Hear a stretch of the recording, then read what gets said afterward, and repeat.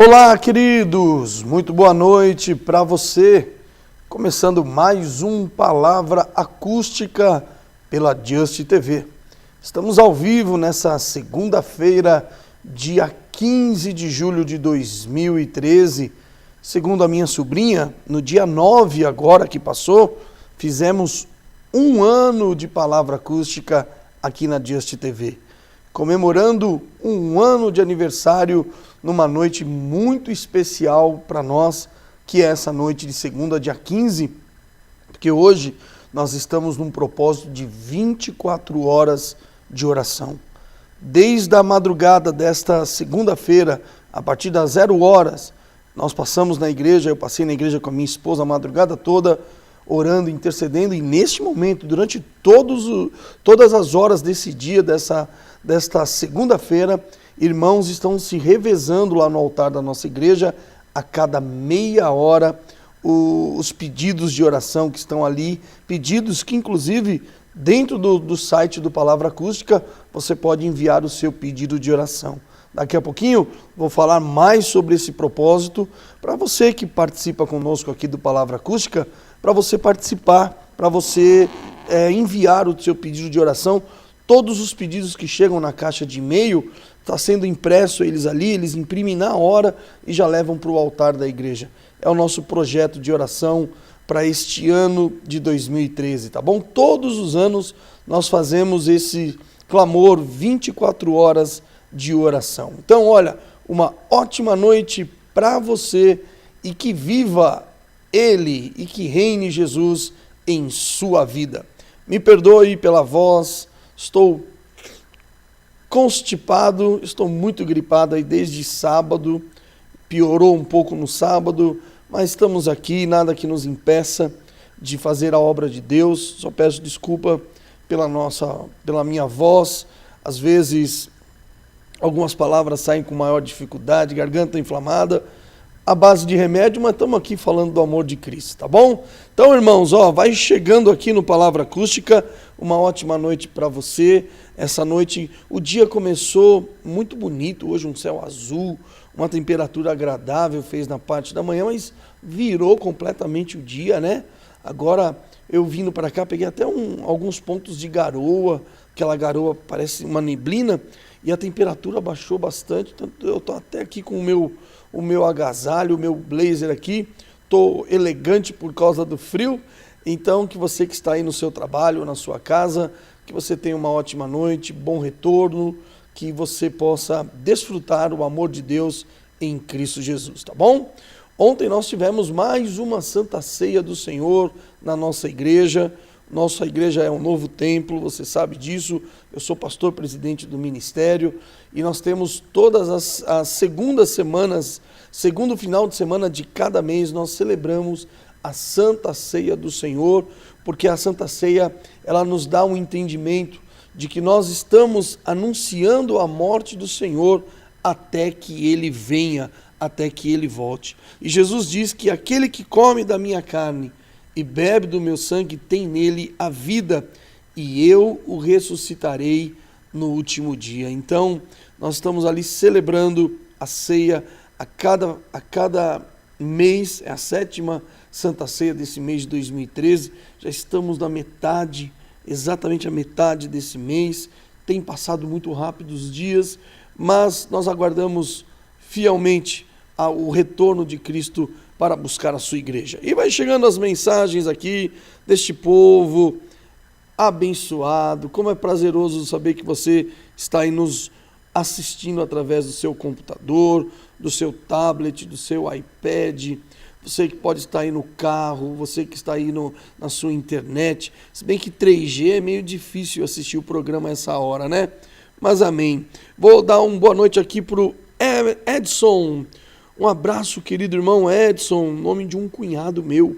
Graça e paz, pastor, que a graça e paz esteja sobre a sua vida, Edson.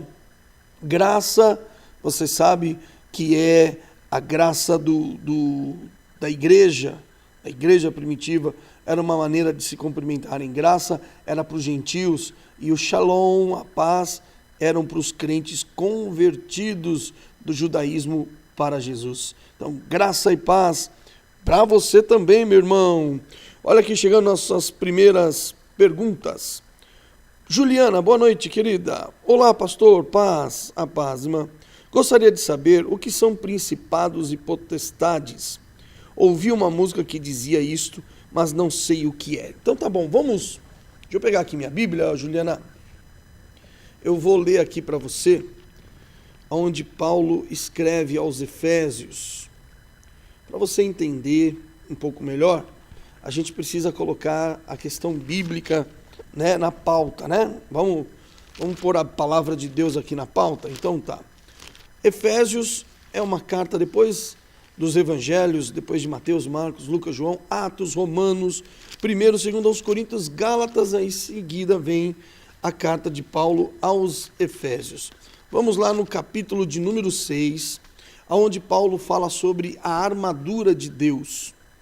Paulo vai falar dessa armadura, que é uma armadura de revestimento espiritual. Então ele vai falar aqui assim, ó. Versículo 10 do capítulo 6, tá, Juliana? Do demais, irmãos meus, fortalecei-vos no Senhor e na força do seu poder, revesti-vos de toda a armadura de Deus, para que possais estar firmes contra as astutas ciladas do diabo. Então vamos começar aqui do princípio para entender um pouco melhor. Aqui Paulo está referindo-se a poder no mundo espiritual. Todo poder espiritual que nós não vemos, ele plenamente rege a vida aqui nessa terra. Tanto as forças do bem quanto a força do mal. Deus é o bem e o diabo é o mal. Nós não cremos em espíritos de espíritos do bem, espíritos do mal. É muito simples nós entendermos. Deus é o bem. Os seus anjos são os ministradores dessa bondade de Deus sobre a nossa vida, a influência deles. O mal são exatamente anjos também que caíram junto com Lúcifer. Então o que acontece? Satanás foi expulso da glória de Deus. E ele foi expulso. Jesus diz, eu vi o diabo caindo como um relâmpago. Quando ele sai da glória, ele não vem em forma física, em forma material. O diabo é um ser espiritual também. É que o que é difícil às vezes para as pessoas entenderem, Juliana, é que existe o mundo espiritual e o mundo físico, o mundo material, que é esse que nós enxergamos. A Bíblia fala que existe um mundo espiritual também. Então Satanás ele saiu da glória e agora ele é lançado nas regiões celestes. O que são regiões celestes? Uma maneira mais simples de você poder entender. É abaixo do céu de glória e acima do mundo material que nós vivemos. Então isso é chamado de regiões celestiais. Deu para entender até aqui? Então tá bom. Pois não temos, Paulo falando aqui, ó, pois não temos de lutar contra a carne e o sangue. Então a nossa luta, Juliana, não é contra os homens. Quando a Bíblia fala carne e sangue, ela está dizendo que a nossa luta não é contra as pessoas. Mas é contra quem então? Aí Paulo continua dizendo, e sim contra os principados e potestades, continuando, contra os poderes deste mundo tenebroso, contra as forças espirituais da maldade nas regiões celestes. Acima da nossa cabeça é chamado de região celeste, região do invisível, mundo espiritual. É exatamente neste estado espiritual, nessa atmosfera celestial, aonde acontece todo o travar dessa batalha entre o bem e o mal. Nós não vemos, mas sabemos que existe. O diabo, como ele foi expulso da glória, ele não pode mais habitar na glória de Deus. Ele foi lançado junto com ele, os demônios, e eles atuam agora nas regiões celestes. O que são principados e potestades são, na verdade, as hierarquias desses poderes. Então, existe também, Jesus fala, que o reino de Satanás é organizado. Então é como se fosse departamentos da hierarquia do mal. Forças, você vê que Paulo fala aqui, ó, principados, é onde atua o príncipe das trevas. É um estudo muito profundo, sabe, Juliana? Dá para a gente falar muito sobre esse assunto, é muito interessante. Então, o que são os principados? São aonde está o príncipe das trevas, talvez aonde está o trono de Satanás, aonde ele reina ali com o poder da mentira dele. Aí vem aqui contra as potestades, contra os poderes tenebrosos, olha só, poderes deste mundo tenebroso, contra as forças espirituais da maldade. Então, a gente não vê, mas esse poder rege a vida das pessoas. Sendo o diabo uma força espiritual, ele precisa mostrar essa força. E que maneira que ele exerce essa força? Qual a maneira que ele exerce essa autoridade? Através da vida dos homens.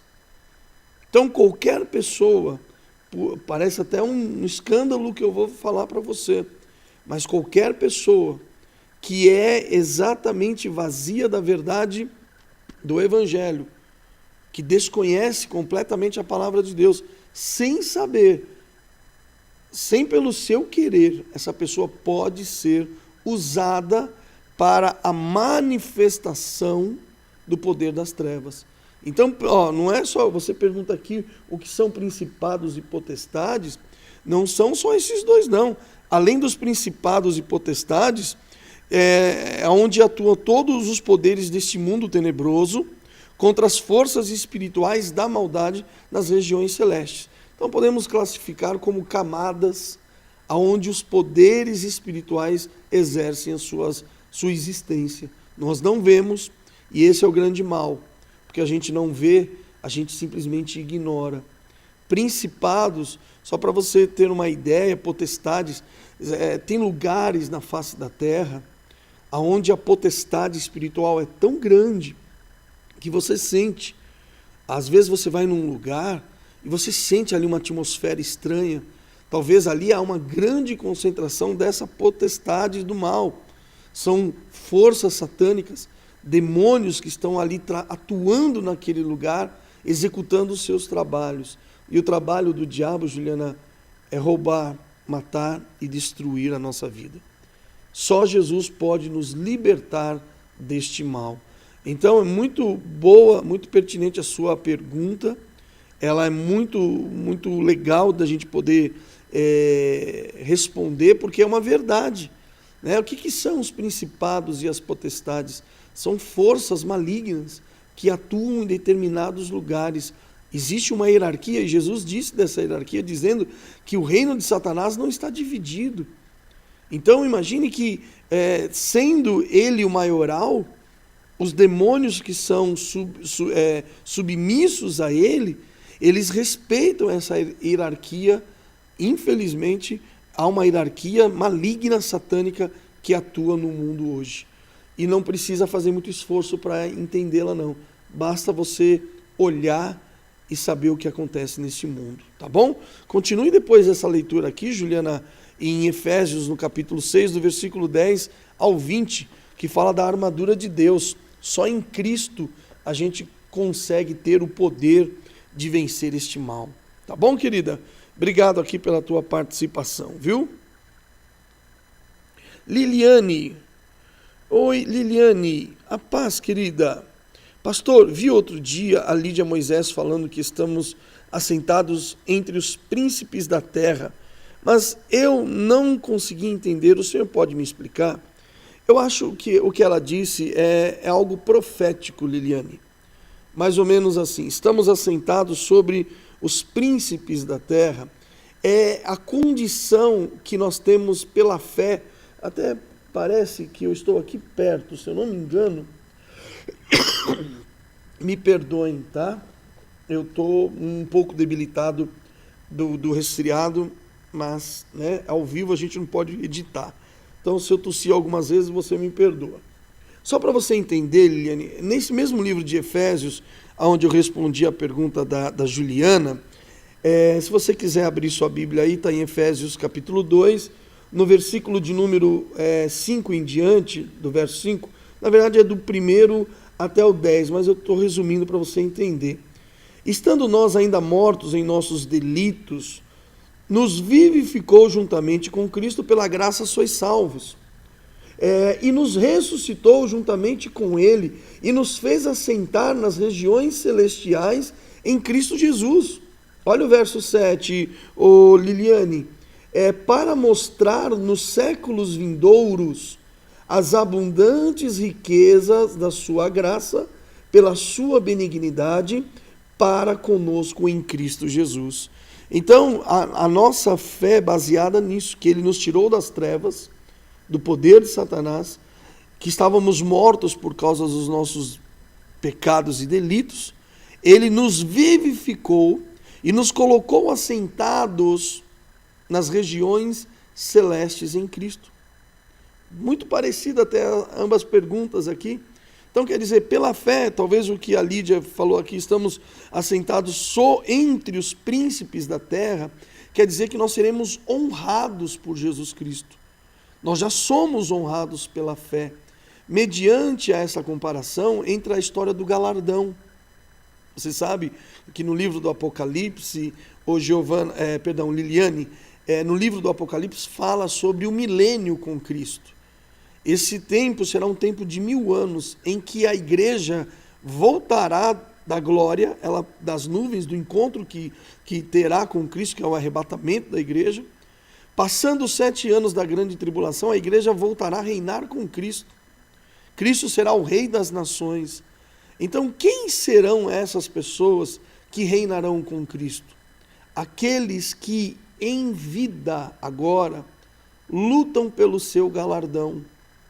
É aquele crente que a gente chama de fervoroso, aquele que não desiste, aquele que não recua, aquele que não volta para trás, aquele que não se abate, aquele que está mais preocupado com a coroa da sua salvação do que com as coisas deste mundo. Os grandes com Deus reinarão com Cristo o milênio.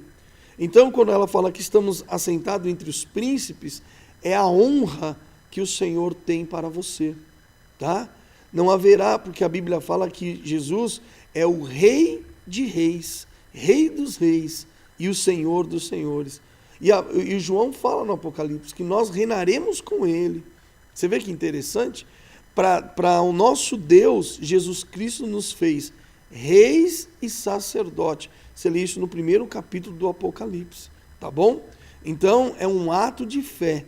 Estar em Cristo hoje, Liliane, é muitíssimo nobre. Você é uma rainha dos céus em Cristo Jesus.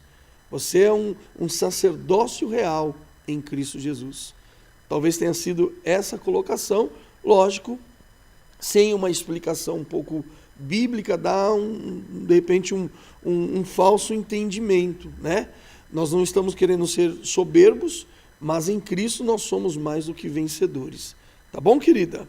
Obrigado pela tua participação, Liliane. Inclusive, Liliane é nome, se não me engano, da tia da Lídia, viu?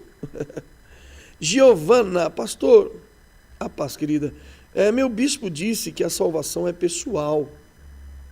Mas na Bíblia não diz que se tu crê de todo o seu coração, salvarás tu e a tua casa. Não entendo isso, pastor. Muito obrigado, a paz. Querida, Deus abençoe, obrigado você pela tua participação, Giovana.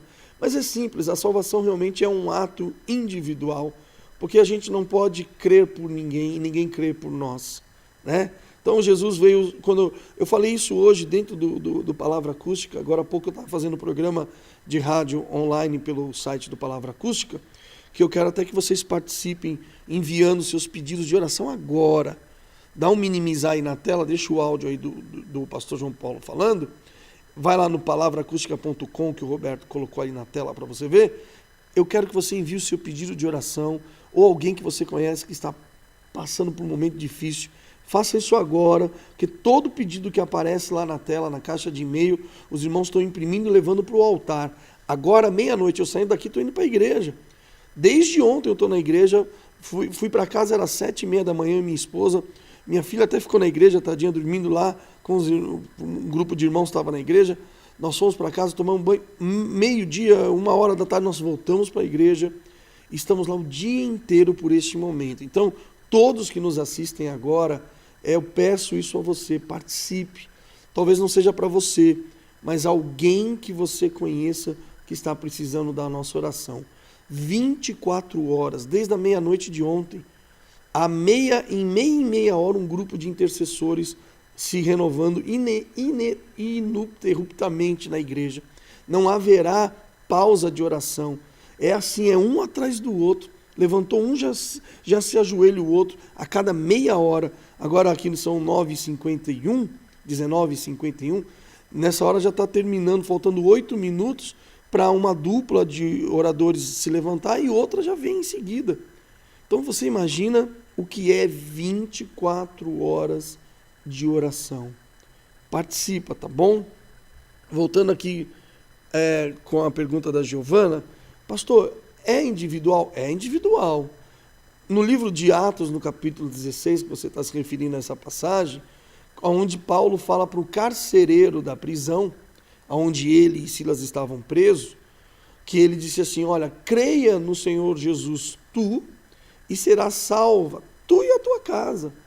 A obra, Giovana, começa por alguém, né? Seria maravilhoso se a nossa casa, se a nossa família fosse um dia num eventual culto e todo mundo da nossa casa aceitasse Jesus na mesma fé, no mesmo espírito, se batizasse no mesmo dia e estaria todo mundo alegre. É difícil isso acontecer.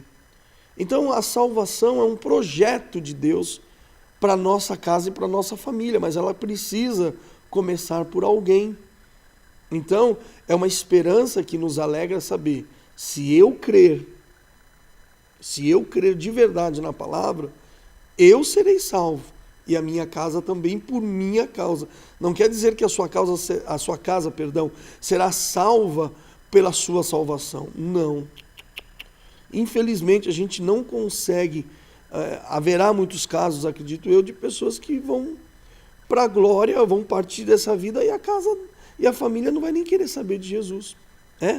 Mas é uma esperança que nos alegra, que a obra do Senhor teve início em você, Giovana.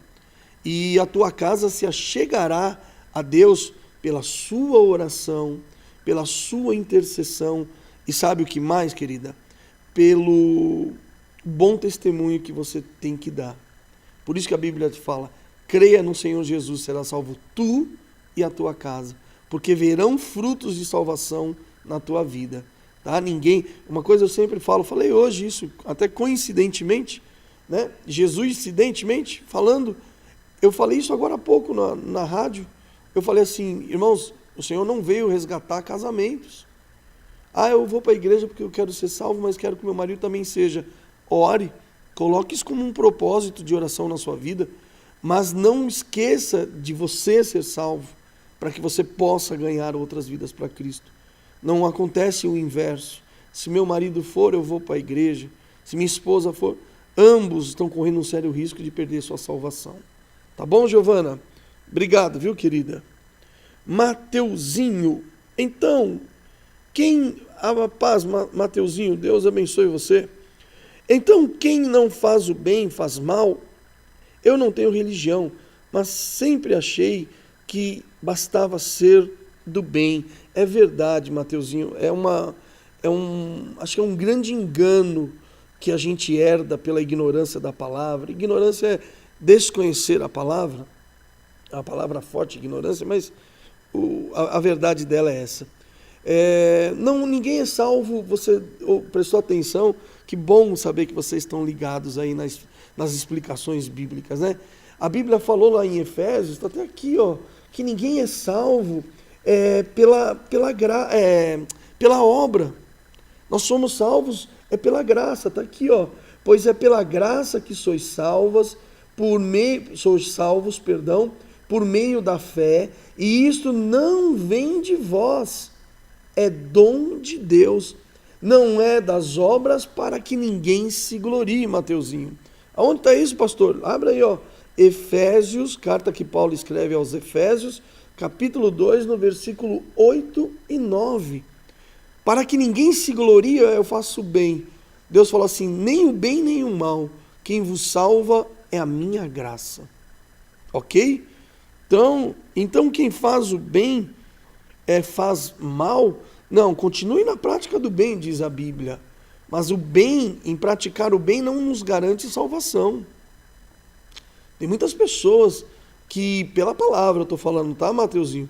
Tem muitas pessoas que praticam o bem, mas o bem diante dos seus próprios olhos, não o bem diante da palavra de Deus. Então, se você é um praticante do bem, você está num caminho maravilhoso. Mas o caminho que nos salva não é o bem. O caminho que nos salva é Jesus Cristo. Tá bom, querido? Olha, você me deixou mais alegre ainda com essa tua participação, Mateus. Porque eu tenho a certeza que vocês entendem quando eu explano algum comentário bíblico aqui, viu? Obrigado aí pelo grande número de acessos aqui do Palavra Acústica. Eu chego à conclusão que o nosso programa é um dos mais assistidos realmente aqui da Just. Glórias a Deus e muito obrigado pela audiência que vocês nos dão aqui, viu? Henrique, oi querido, pastor, ouvi falar que a Bíblia fala sobre todos os assuntos.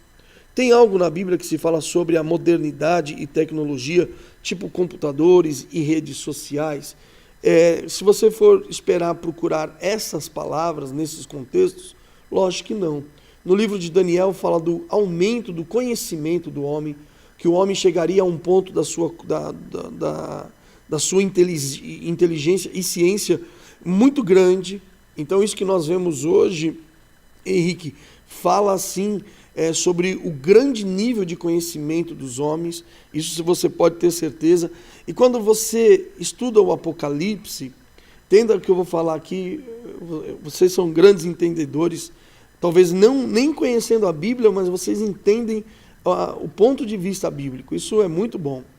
Quando você começa a estudar o Apocalipse, Henrique, que o livro do Apocalipse é uma cronologia de coisas que brevemente vão acontecer. João teve a revelação há 2000 anos atrás e ele viu coisas que aconteceram, que estão acontecendo e que vão acontecer.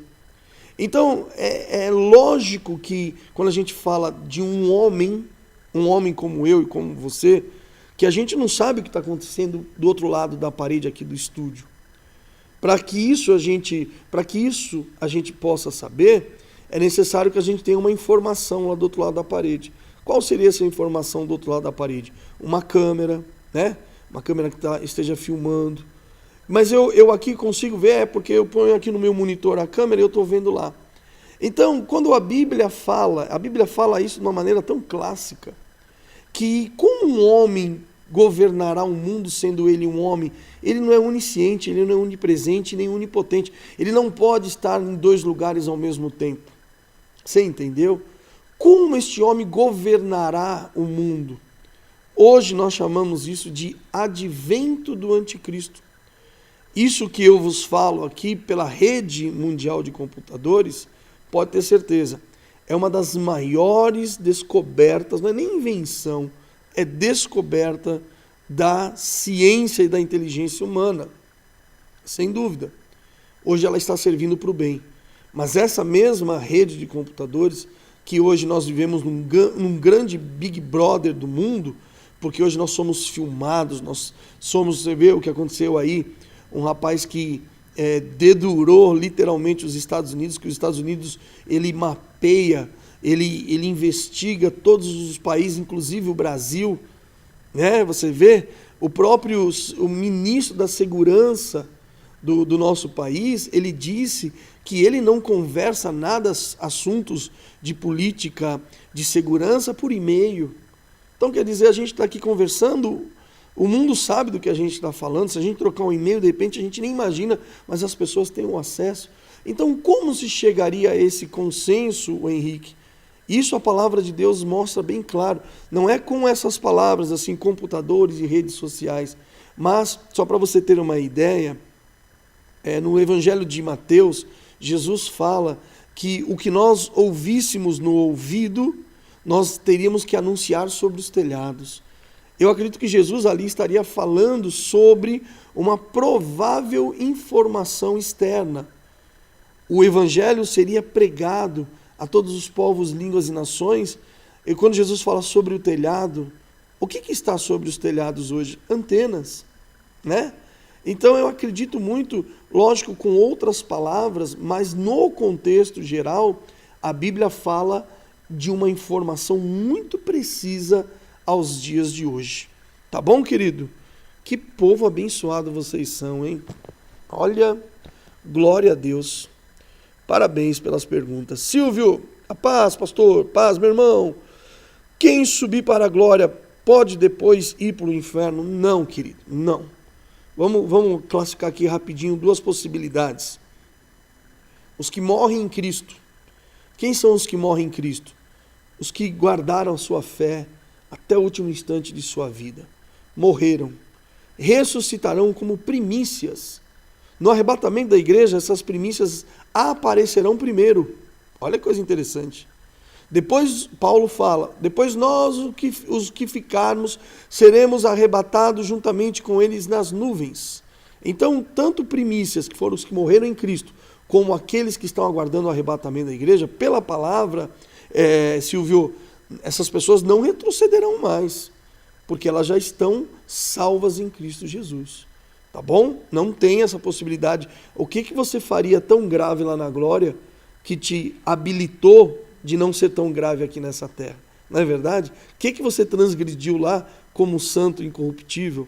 Paulo fala no capítulo 15 de 1 Coríntios que nós receberemos um corpo incorruptível. Ele é revestido de incorruptibilidade.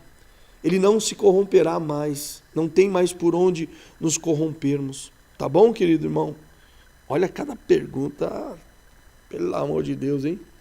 Vocês me espremem aqui. Que bom. Parece que tem alguma coisa no meu óculos aqui andando, mas não é, acho que é os remédios que eu tomei. Remédios para a gripe. Geraldo, a paz, querido. Pastor, o que é purgatório?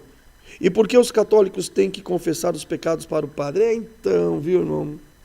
São duas teorias extremamente romanistas, católicas, né? Purgatório, só para você ter ideia, é uma das piores. Me perdoe que eu sei que tem muito amigo meu aqui católico que está me assistindo, eu não tenho intenção de lhe ofender em absolutamente nada. Mas a teoria do purgatório é uma das fábulas mais fictícias que as pessoas podem imaginar. Não existe nenhuma referência bíblica de purgatório. E sabe o que é o pior do purgatório, Geraldo? Não é nem a existência dele. É que dizem que quem tem a chave do purgatório é o Papa.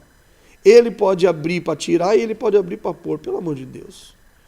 Crer nisso, eu confesso que é a mesma coisa que crer no faz de conta da Emília do sítio do Pica-Pau Amarelo, né? Não existe nenhuma referência bíblica.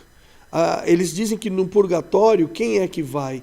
As pessoas que não foram nem tão boas para ir para o céu e não tão ruins para ir para o inferno. Então, o meio termo, lá, o more or less da situação, fica lá, no purgatório, esperando.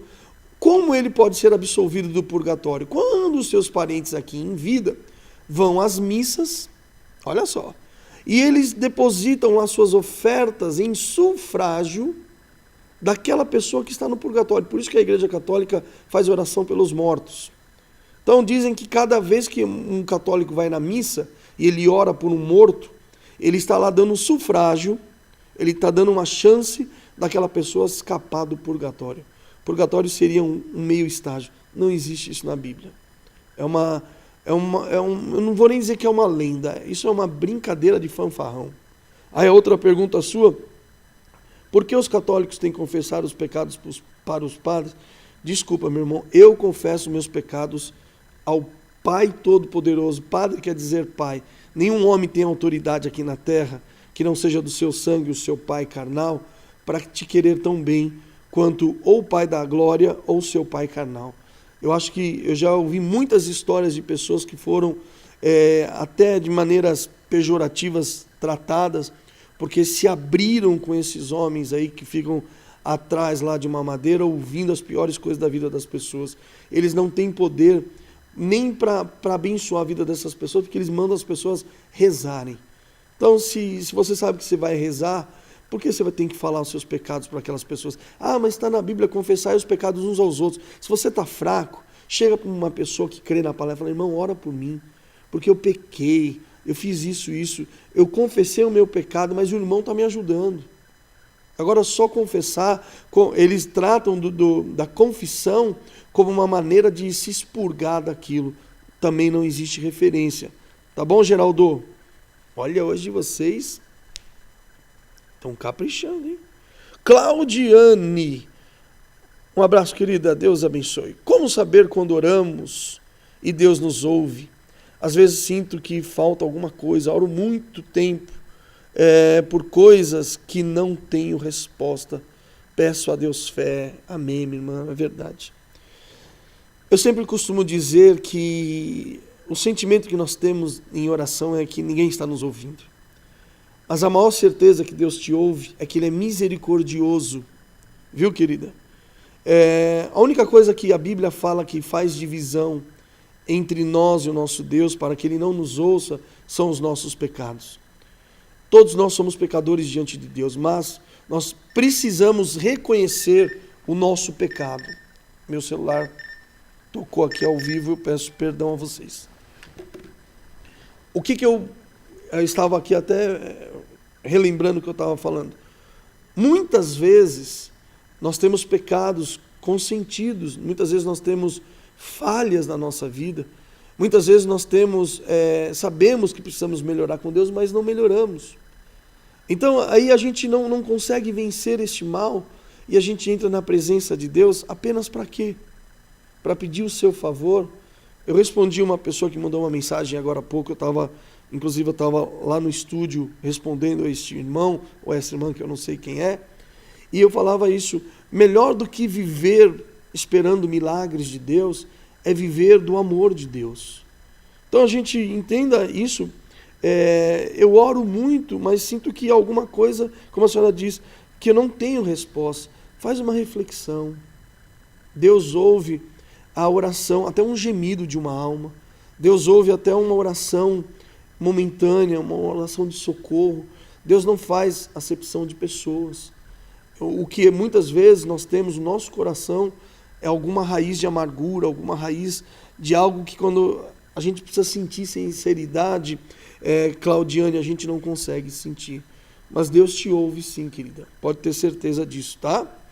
E vou pedir um favor para a senhora, entra lá no Palavra Acústica, agora aqui no tablet são 8h09, daqui a pouco, terminando o programa, eu estou voltando lá para a igreja. Eu gostaria que todos vocês que participaram aqui conosco enviassem um pedido de oração para nós, estão sendo impressos e estão no altar. 11h da noite nós vamos entrar em oração de novo.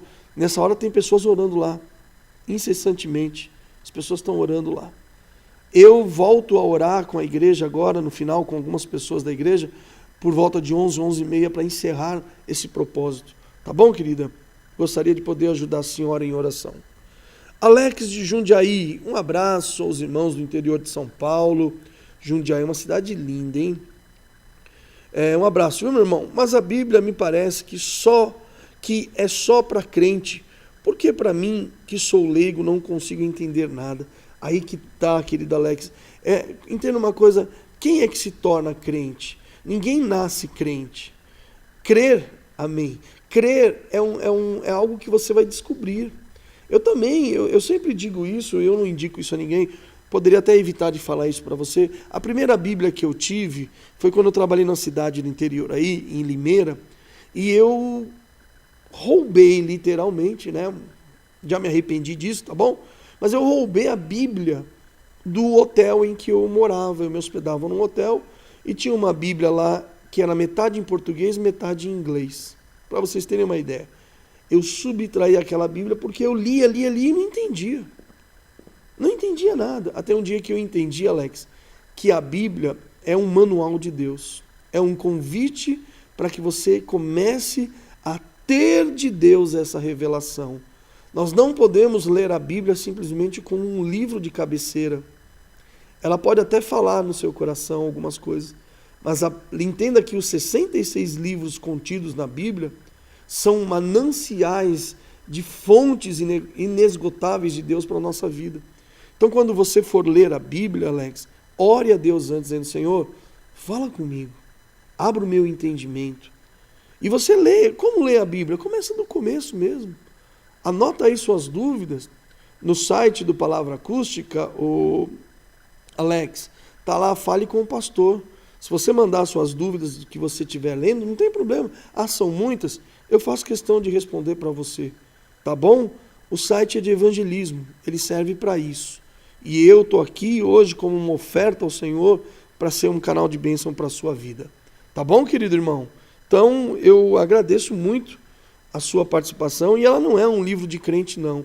Ela é um livro daqueles que se tornam crentes. Porque ninguém entende a palavra de Deus se nós não tivermos o conhecimento do que Deus tem para as nossas vidas. Muito bem, minha querida sobrinha Andressa. Oi, Dedê. Tio, peço para que orem pelo Rhodes Valadão, que sofreu um acidente de carro e está na UTI.